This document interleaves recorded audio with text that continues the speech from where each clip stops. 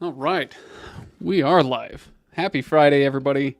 It is a little later than I usually start streaming because I had another live stream that went pretty long. It was my final weekly live stream on another channel that I've been on for a while over at reviews.org, but that is all done now.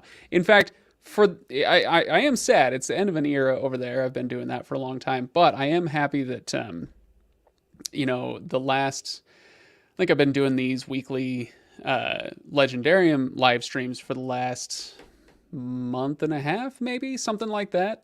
And I know I missed a week in there, but anyway, so I've been doing this for a little while, and I've felt a little bit bad. I thought, I'll put my live streams on the same day so that I can kind of, it just it's nice to knock everything out, knock everything out on the same day. But what I didn't anticipate is that the previous live stream would always leave me a little bit exhausted. I mean, you can already hear me stumbling over my words today. And so I would get to this one, I'd feel a little bit bad, like, I didn't do as much planning for this, and my voice is tired and all that. I got my tea, so. Anyway, and so while I'm sad that the other weekly live stream is gone, I do think that it will be better for this live stream in the long run, that I'll be able to spend more time on Fridays preparing for this live stream and, being a little fresher, a little more energetic than I can be, for instance, today. So, hey, Alex, how's it going? Nice to see you. That is a handsome mug you got there. Boy, if only you. Shouldn't you be live streaming? And let's see. Here in Portugal, it's past dinner time. Yeah, it's, and I appreciate you being here. Well, I tried to find a time that would work reasonably well for as many people as possible. It's, the Legendarium's listenership and these days viewership is all over the place. And so we have a lot of listeners in Northern and Western Europe. We have a lot of listeners in, actually, believe it or not, I shouldn't say a lot, but we have a surprising number in South Asia. And now we have a bunch in Australia, New Zealand as well. And so, between where I live, mountain time in the US, I'm in the same time zone as like Denver. There's just no way that I'm going to be able to do the perfect time for everybody. But I tried to find a time that, like you say, it's past dinner time, but in Portugal, maybe you haven't gone to bed just yet. And so, so hopefully this time works for people. So it's nice to see you here. I want to pronounce your handle in a very French way, but I don't know exactly how I should be pronouncing it if you're in Portugal. So, but hello to everybody else. Lady Sweden, Little Red, Murph. Nice to see you guys. So today, I've been going for 3 minutes and I haven't even said anything yet. Today, I pulled out my old, worn out, noted up copy of The Lord of the Rings. And this was, I got this idea.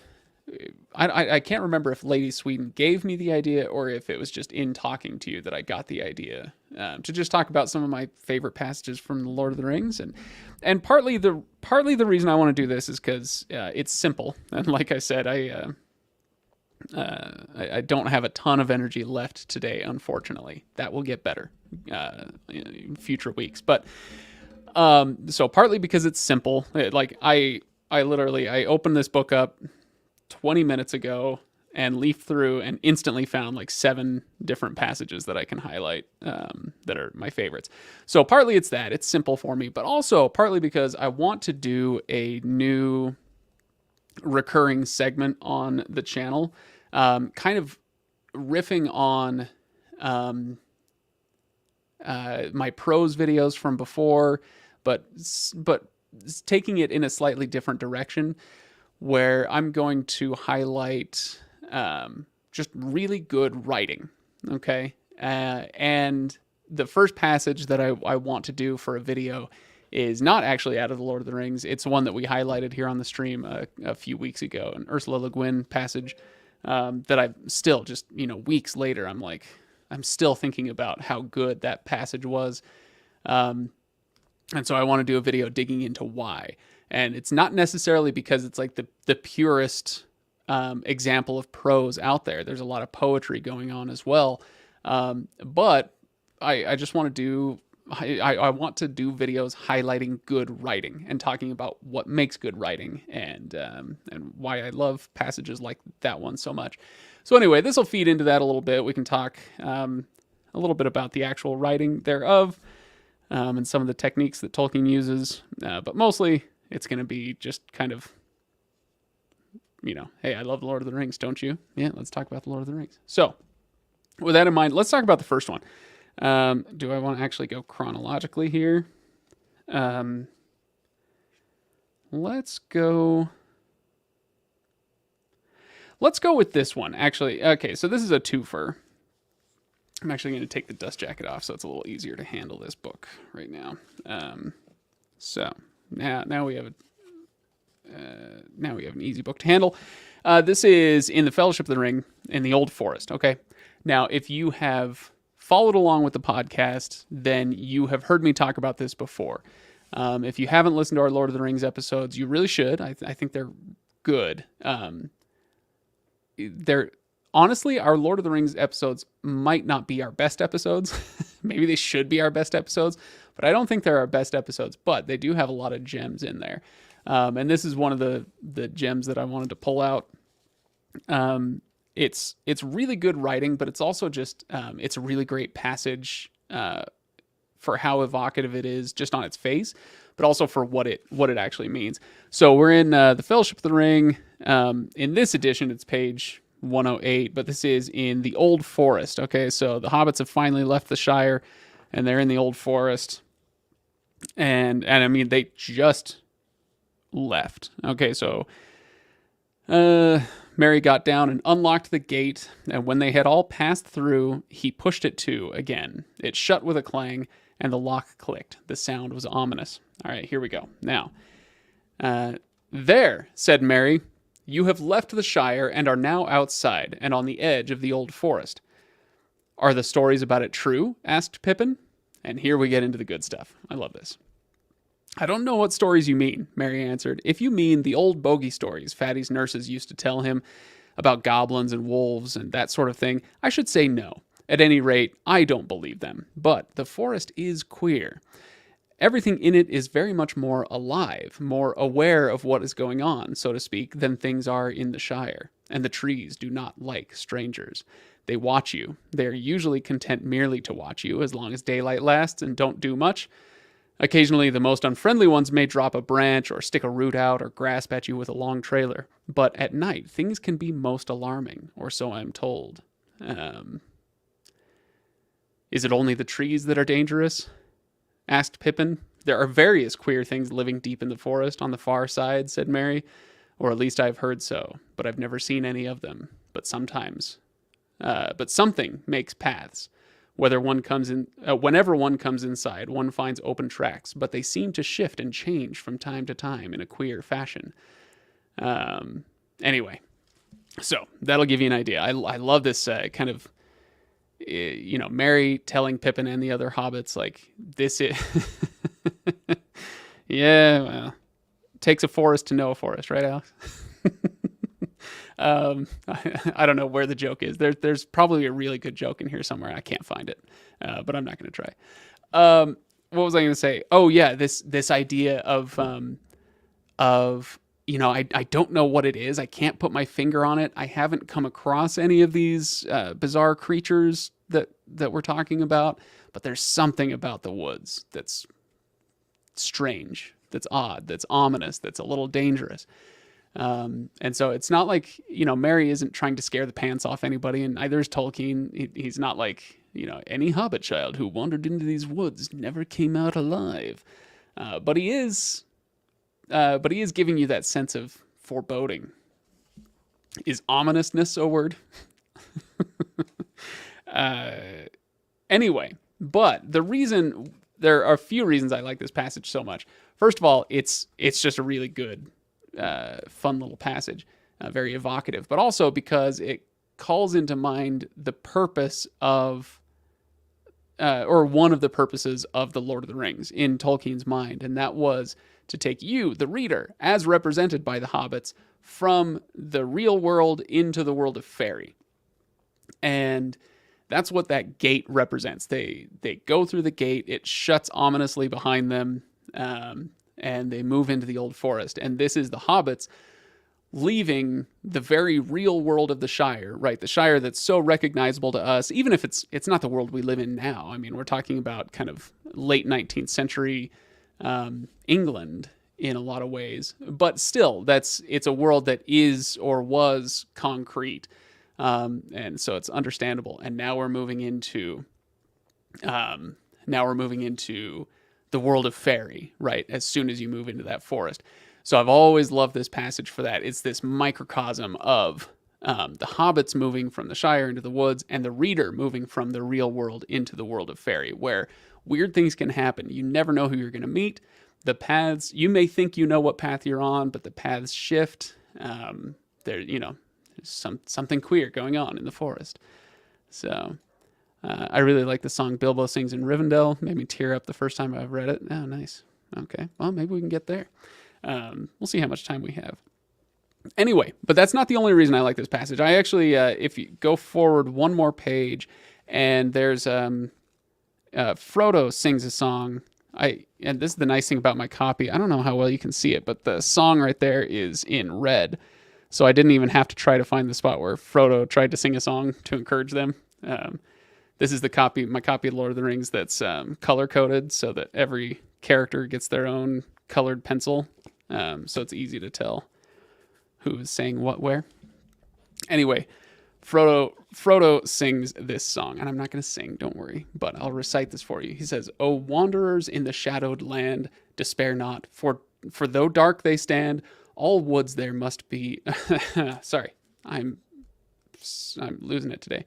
"For though dark they stand, all woods there be must end at last, and see the open sun go past, the setting sun, the rising sun, the day's end, or the day begun. For east or west all woods must fail." and then he stops, because as soon as he said that, the woods start like leaning over them again ominously, right? But it's this is like a really great idea, or a really great passage that gets to an idea in Tolkien, where he loves trees, he loves nature, but especially trees, right? Trees were they were no small thing to him, right? But trees were very important to Tolkien, and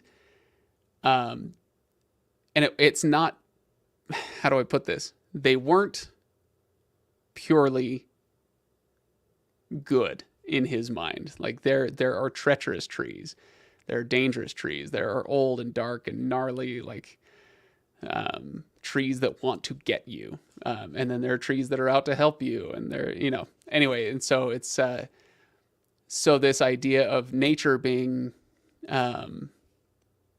in a way supreme,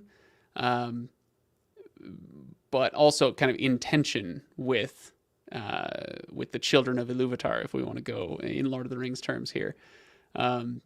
And so, I just love how trees are so important to him, but also, and so they mark important places, and they provide important shelters, and all this. But sometimes the trees in Tolkien are a little more ominous than that. There's that word we keep coming back to. All right, let's move on. Okay.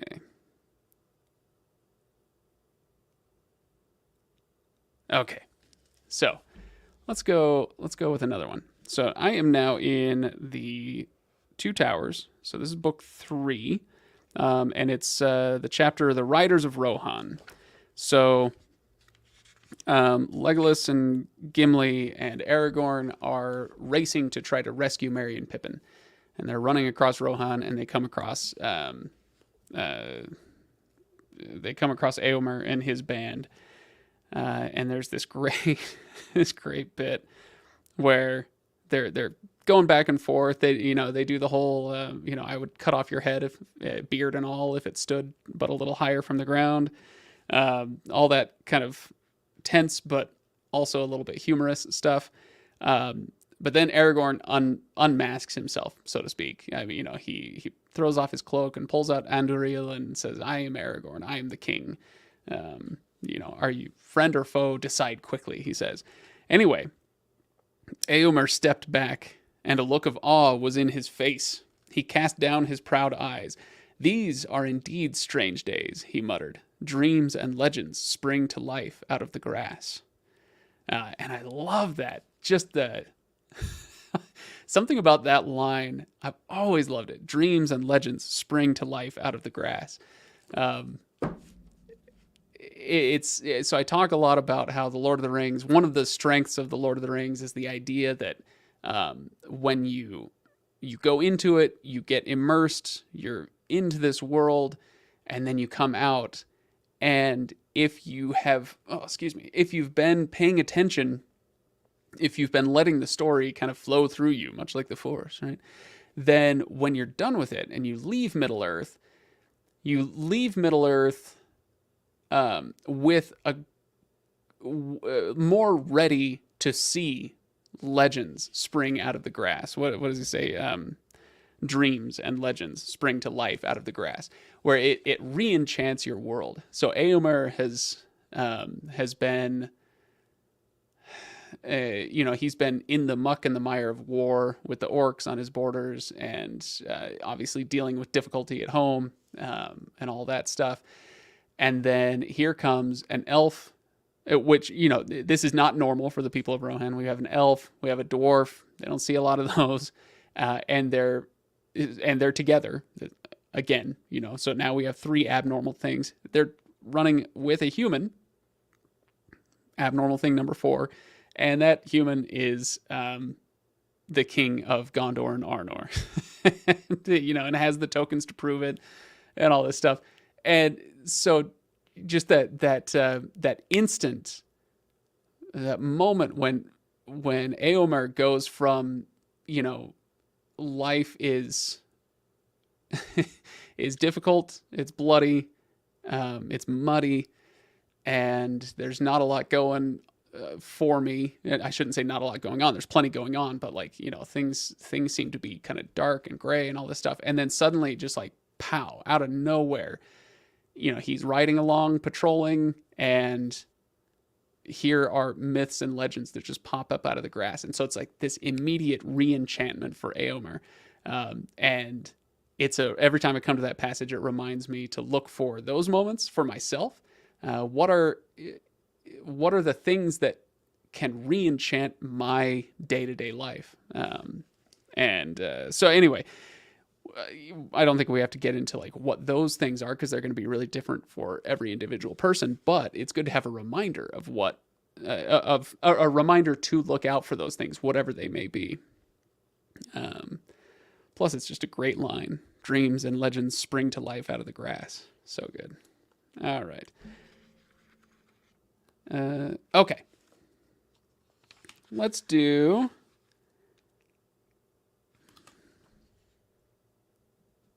Pippin. Okay. I did a paper on Pippin's speech patterns in college. Specifically went after Pippin. You can do this with a lot of the characters, but specifically with Pippin. And let's actually start. Let's start back at page 75. Okay, so page 75. There we go. All right. So in page 75, this is 3 is company. So chapter 3 in the Lord of the Rings, in the Fellowship, book 1, and they've left Hobbiton. They've seen one of the Black Riders. It was all very scary, whatever. And Pippin says, then or guess something about this rider. I don't know, and I would rather not guess, said Frodo. And then Pippin goes on. All right, cousin Frodo, you can keep your secret for the present if you want to be mysterious. In the meantime, what are we to do? I should like a bite and a sup, but somehow I think we had better move on from here. Your talk of sniffing riders with invisible noses has unsettled me. Okay, So why do I highlight this? I'm going to keep my finger on that passage and now flip. You'll see how much of the book I'm flipping to. So now this is the Siege of Gondor. So we're in book 5. And Pippin is in Gondor, and he is talking to Denethor. Let's see. And Denethor sends Pippin away. This is when he's going to burn himself in Faramir, like the pagan kings of old, or whatever he says. Okay.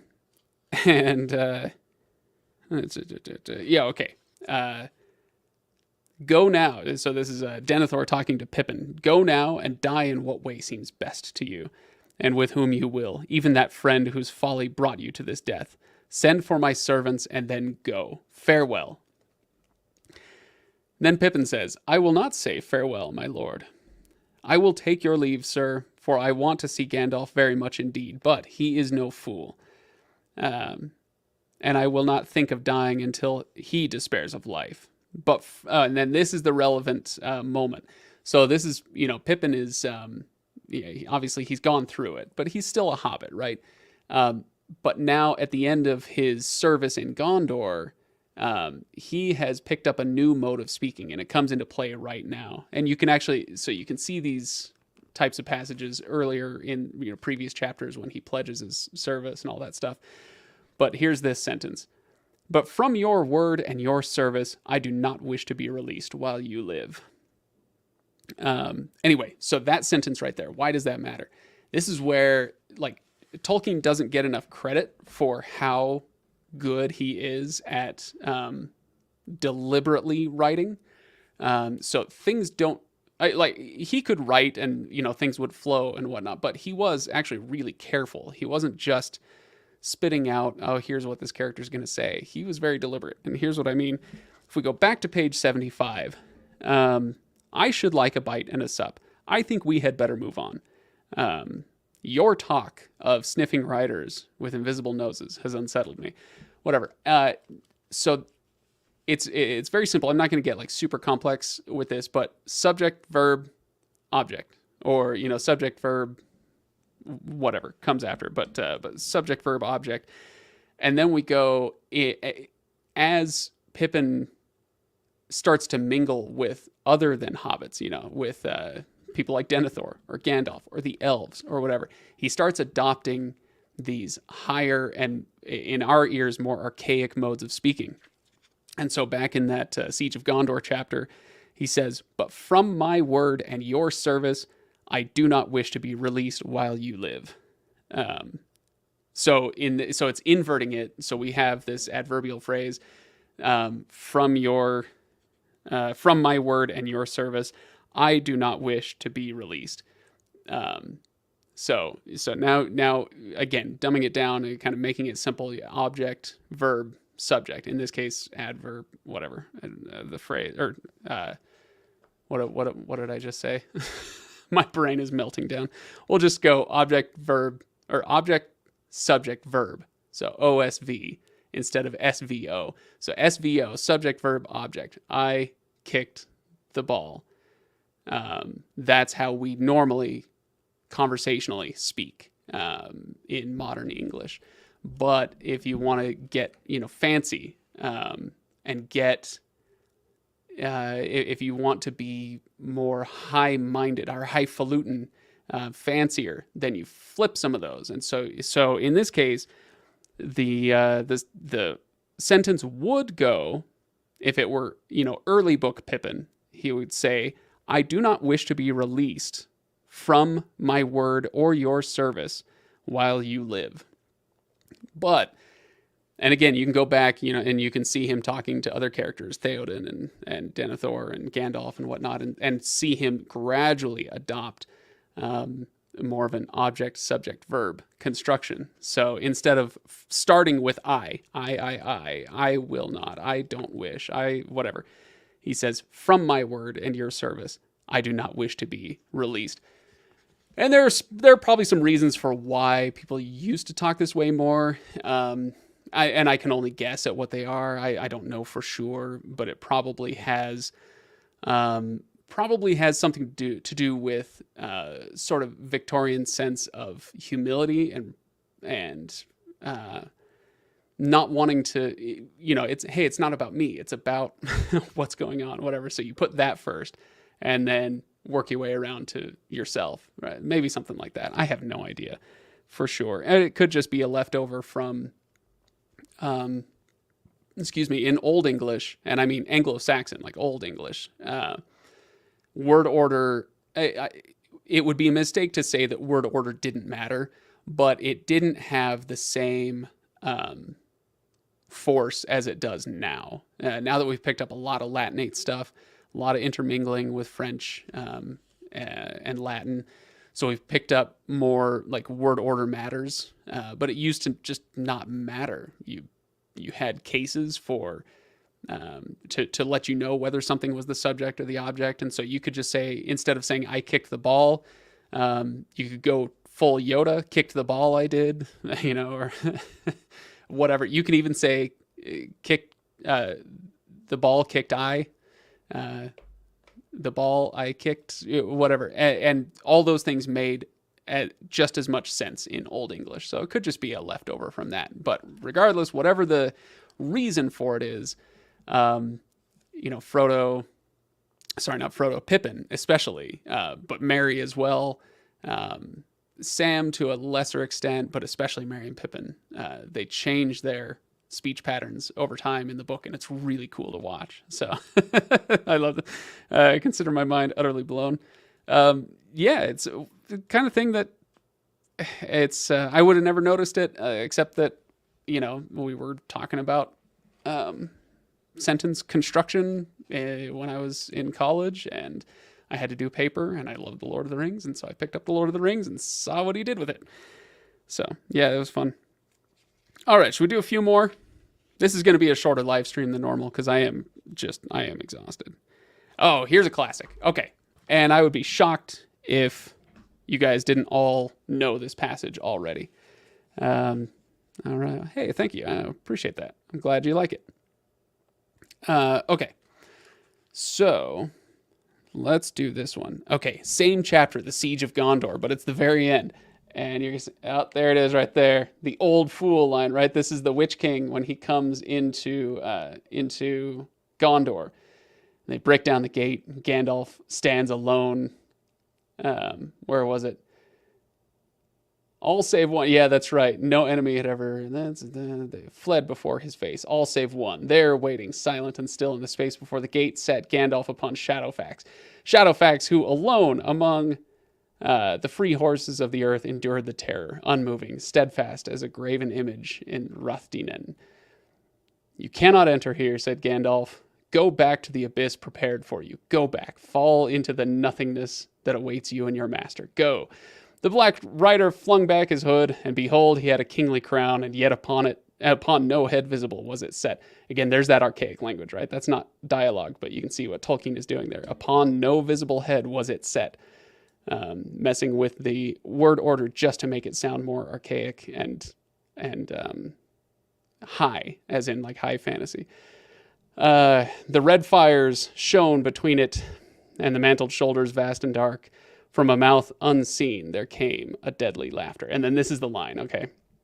Old fool, he said. Old fool, this is my hour. Do you not know death when you see it? Die now and curse in vain. All right, so classic. Now, why does it work so well? And again, we have talked about this on the show before. So if you're a longtime listener of the podcast, then forgive the repetition. But you know what? We all have to have our riffs, right? And this is one of my riffs. There's a couple things to note here. With some exceptions, there are, I think, 2 exceptions. Hang on.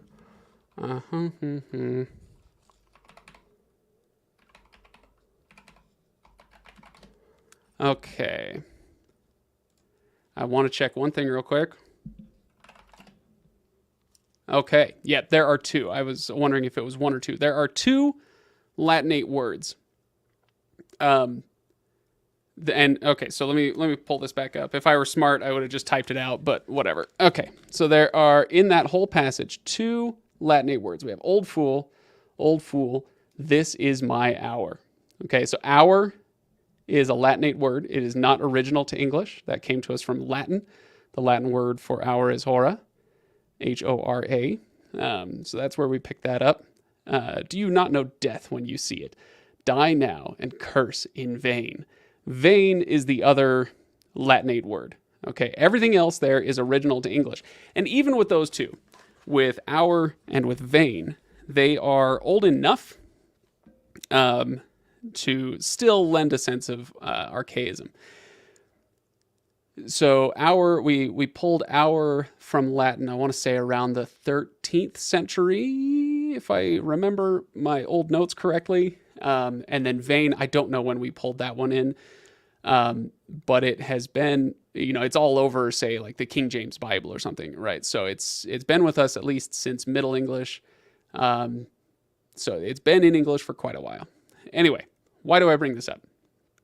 Well, for one, the passage is really effective because the other thing you'll notice about that, let me read it to you one more time. Old fool, this is my hour. Do you not know death when you see it? Die now and curse in vain. Every single one of those words is a monosyllable. None of them are more than one syllable. And while, it's hard to write a passage that is purely monosyllabic like this, but when you can do it, when you pull it off, it makes it a lot punchier. And I would argue more poetic and interesting. Die now and curse in vain, right? Hey, Michael. Michael came over from the other channel. So yeah, very nice to see you. Anyway, so he says this whole line in nothing but monosyllables. And then the other thing is that with a couple of exceptions, so in this passage of, what's that? It's got to be 30 words. 1, 2, 3, 4.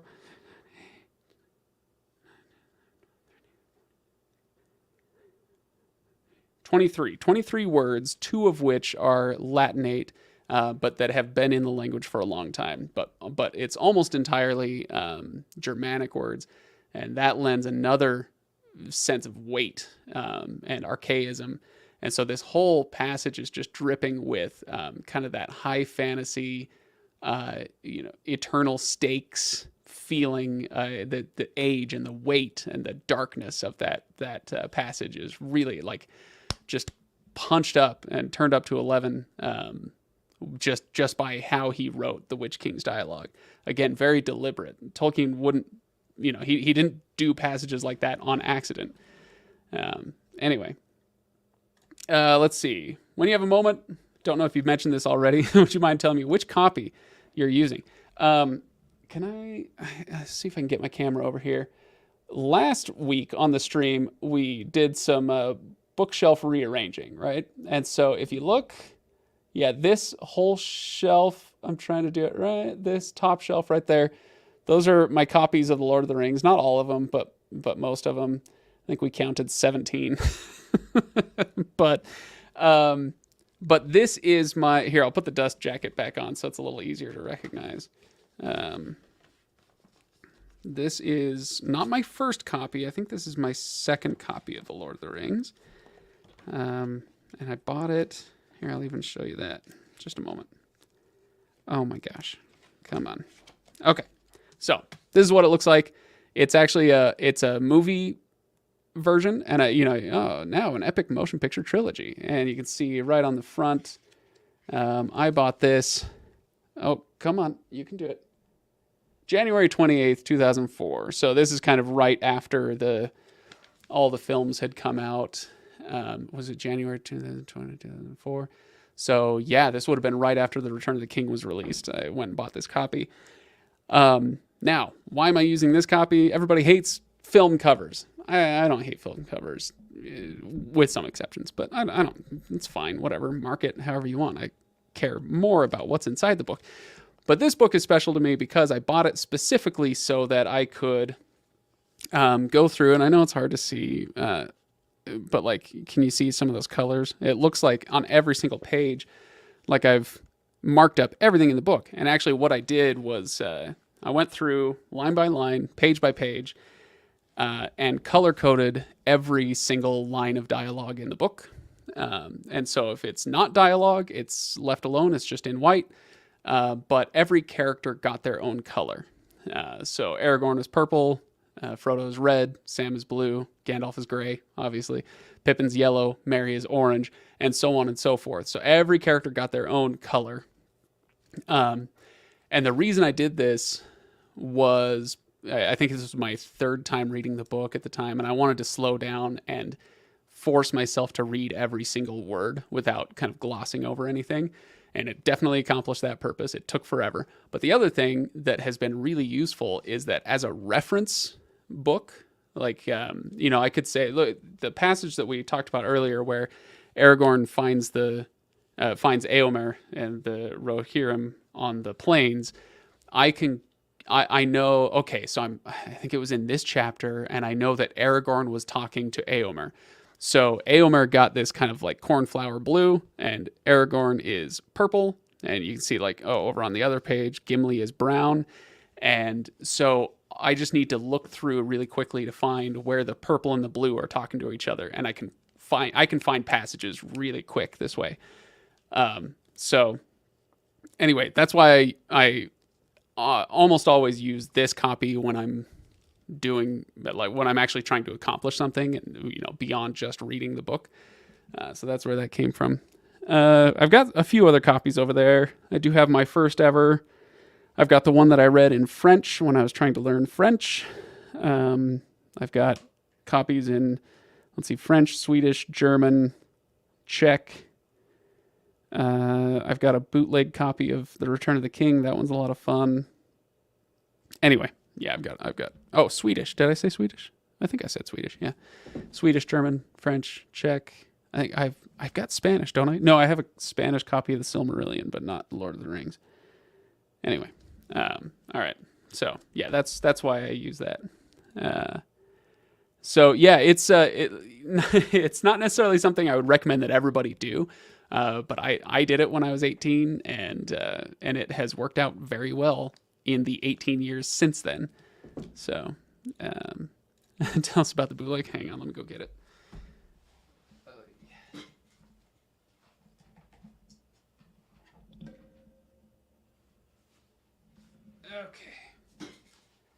Okay. This is the bootleg copy of The Return of the King. So you can see right up. Oh yeah, Ace. I know it's hard to see. Kind of. Will it? Yeah, there we go. Ace science fiction classic, 75 cents. The Lord of the Rings #3. And here's the cover. Gotta love they took the idea of the eagle helmets for the Gondorians really seriously. And then there's the Eye of Sauron and the Tower of Barad-dûr. Anyway, so yeah, that's what that looks like. And so why is it a bootleg copy? Well, when The Lord of the Rings got published in England in 1954, 55, it was very popular, very, very well received by the public, if not by the quote unquote literati. But anyway, so Lord of the Rings, very well received, and U.S. publishers wanted a piece of that action. And essentially, Ace Books got impatient.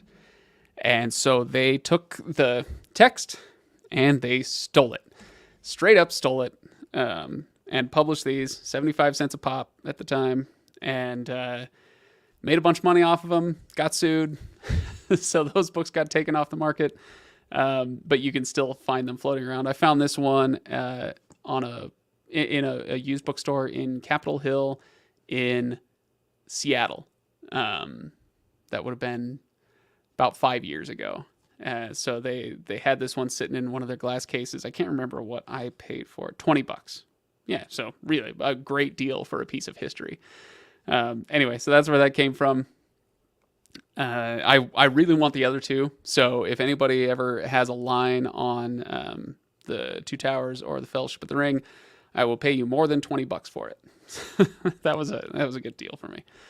Okay, should we do one or two more passages? Maybe. Let's see, how many do we have left? I think Okay. I'm gonna point out a passage, but I don't think I'm gonna dive into it. I think um, I'm gonna mention it, and then I'm gonna send you to watch another video that I did. Um, okay. Oh, maybe I'll do two more. Yeah. Okay, hang on.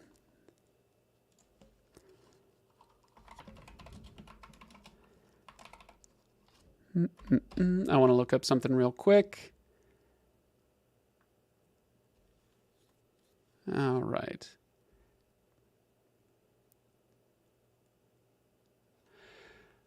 Where do I want to go? What was I doing? Who am I? What? Where are we? What's going on? Oh, that's right. I wanted to look up that other video that I was going to share with you.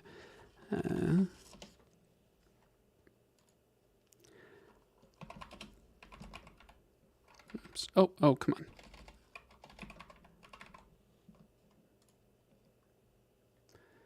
Okay, I'm going to go to the Legendarium, this channel, and there we go. This. Oh, let's go back. Okay, so yeah, I'll pull it up in just a moment. I just wanted to make sure I had that passage ready to go. There is a moment in the Field of Cormallen. And in the video I'm going to point you toward, I kept calling it the coronation scene. I know it's not a coronation scene, and whatever. I misspoke in the video, and that's fine. Close enough. So if you've watched the movies, then you know this scene as the moment when everything has been resolved, and they're all gathering in Minas Tirith, and Aragorn gets crowned, and he does the whole "you bow to no one" to the hobbits, and tears flow, and the music swells, and it's a great scene. In the book, it's a little bit different, and it is my only, as far as I can tell, it's my only original contribution to the Lord of the Rings community, as far as finding something in the text that I haven't seen anybody else point out ever. And so to give you the Cliff Notes version, basically this scene here, I'll pull up the actual language in it and then send you to that video. Oh, that's right. Okay, so Frodo and Sam wake up in the Field of Cormallen, and then they're supposed to join Aragorn, the king, and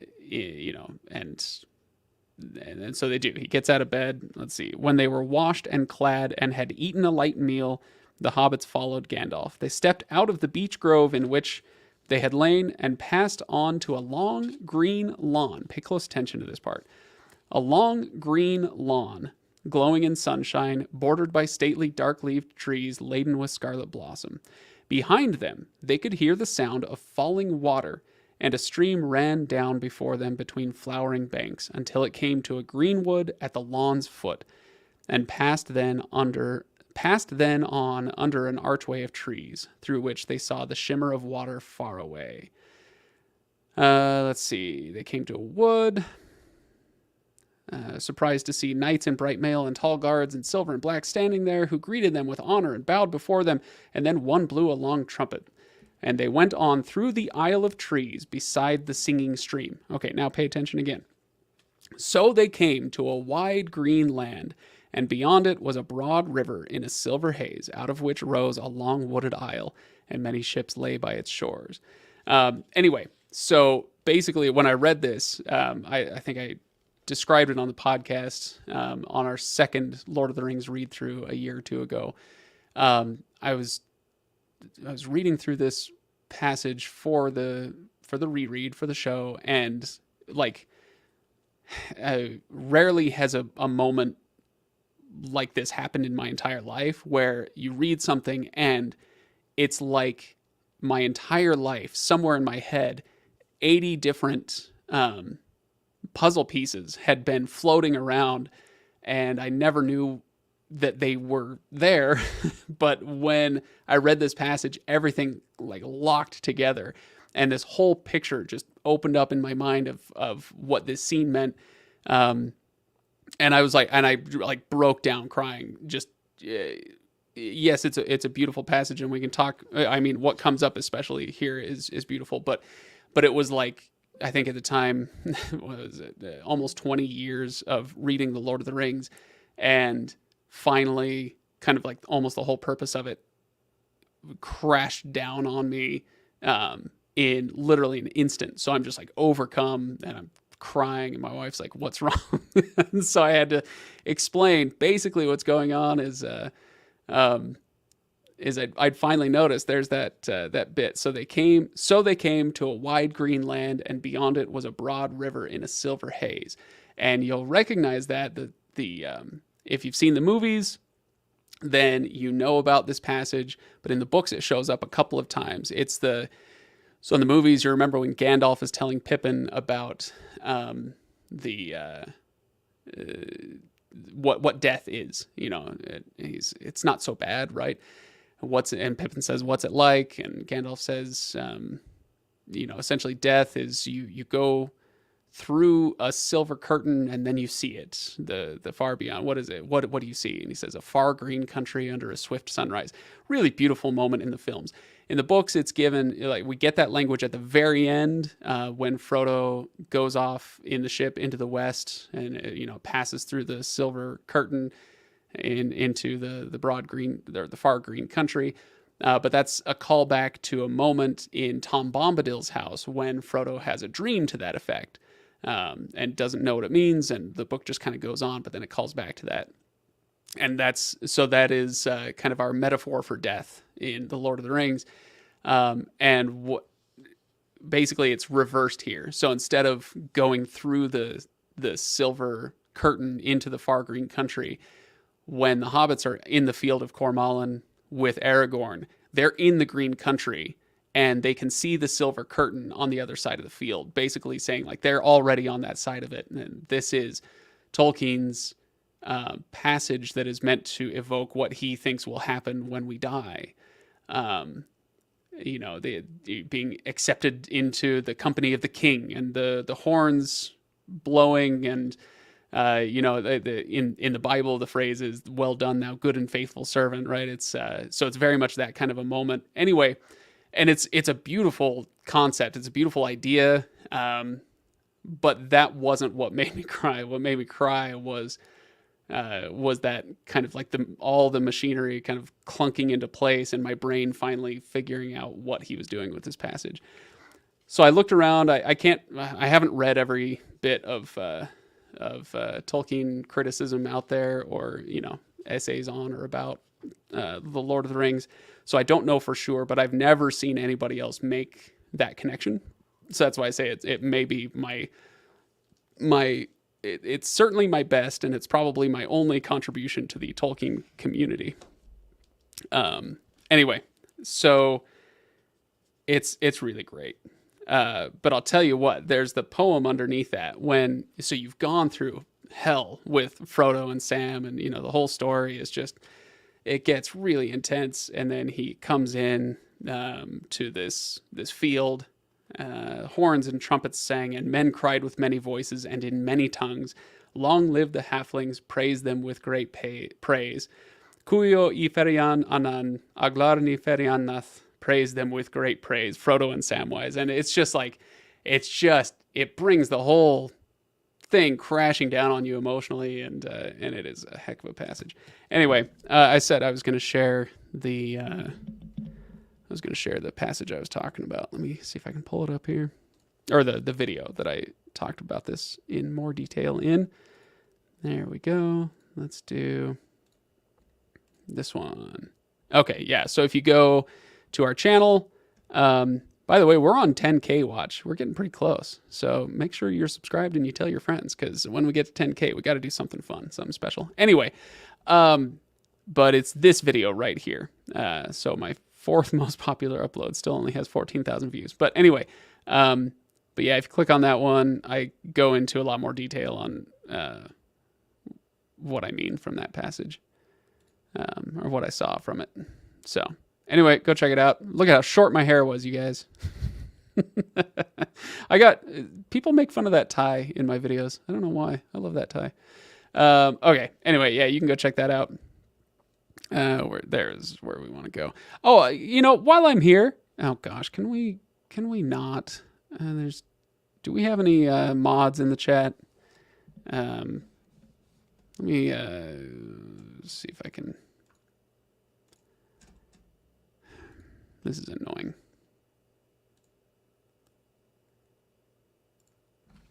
Okay, hang on a second, guys. I want to get rid of whoever this joker is in the chat. Stupid bots. I'm using a service that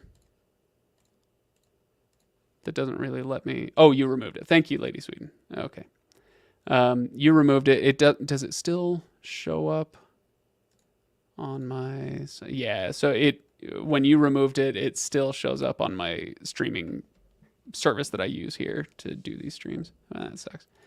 Remove, block, whatever. Okay, yeah, you take care of it. Thank you very much. Where was I? Oh yeah, I was gonna say. Well, we're here. If you go over here to the right side, this video right here, 4,000 views, is criminally underviewed. I love that video, and I worked my ass off on that video. So if you've never watched this one, go check it out. Why Frodo's journey was even worse than you thought. It's only 9 minutes long, but I think it's got some pretty interesting stuff in there. So if anybody, who was it that says I was blowing their mind earlier, if you enjoyed what I was talking about with some of these passages in here, go check out that video where I talk about the structure of the Lord of the Rings and what it means for the story. I like that one quite a bit. I think that's maybe my most underrated video on the channel. It's got to be. Yeah. All right, you guys. Let's see. I feel like there was one other one. Did I want to do another one before I go? Gosh, I'm still going to make it to an hour, even with my voice thrashed as it is. No, I'm going to leave that one. We can talk about that later, if ever. It's not that big a deal. Yeah, I'm going to call it for now. I'm exhausted. I've got to get to, I got to go downtown. So I've got some driving to do. And I've also got some book to read. I still have about a third of this book left. We're going to be doing this one as an author's shelf on Monday. So this will be our Halloween book this year, The Good House. And it is not a good house. So Tananarive Dew's The Good House. So if you've never read it, give it a shot. I'm liking it so far. It's doesn't start as strong, but once it gets going, it's really interesting. If you like kind of gothic horror novels, I'm enjoying this one quite a bit. But we're going to do the episode. It's just me and the author. It's Rita Woods who's coming on. She and I are going to chat tomorrow morning, and then I'll put the episode out on Monday. What was I going to say? It's just me and her. I'm putting it out on Monday. Oh yeah, that's right. Don't worry about spoilers. I think we'll start the discussion without doing a lot of spoilers, and then in the end, if we do want to get into spoilers about what happens at the end, I'll be sure to let you know. So if you're worried about that, don't worry. We will tell you before we spoil anything. Anyway, so yeah, give us another one. And then I said no. I wasn't saying no to you, but it wasn't that interesting, to be honest. It's interesting to me, but I'll save it for another time. All right. So like I said, I will be back and better in future live streams because I think I'll have more energy and certainly more time to devote to planning for these.